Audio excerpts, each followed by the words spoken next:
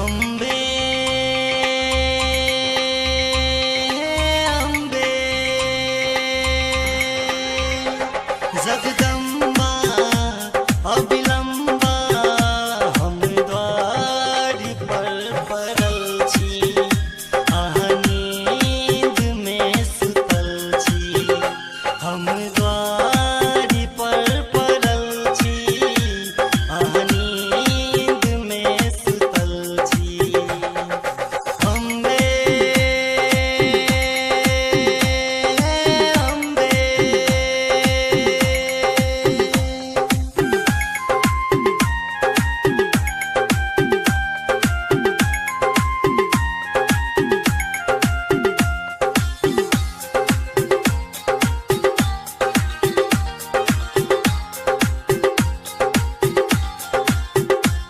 जो अहाँ नहीं सुनबै दुखड़ा हमर के सुनतै हे जननी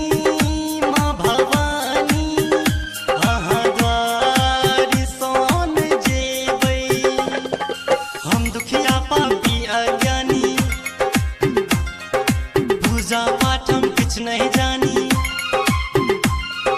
हम दुखिया पापी अज्ञानी पूजा पाठ हम किछ नहीं जानी छोड़ब नहीं चरणन के हम द्वारि पर पड़ल छी अहाँ नींद में सुतल छी हम द्वारि पर पड़ल छी अहाँ नींद में सुतल छी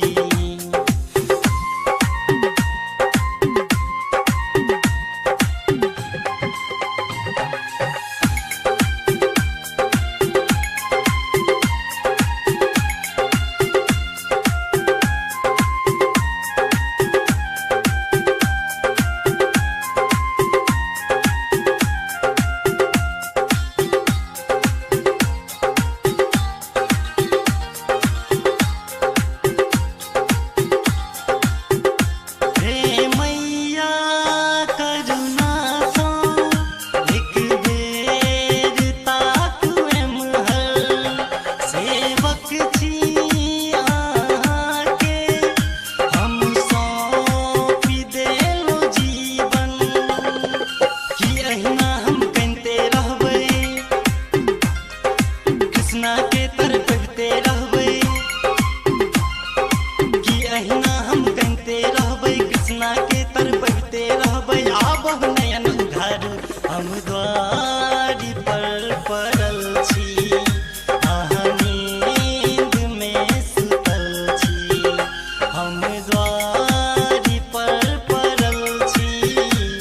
अहाँ नींद में सुतल छी अम्बे अम्बे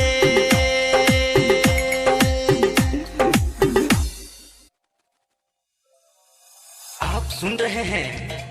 जयनगर से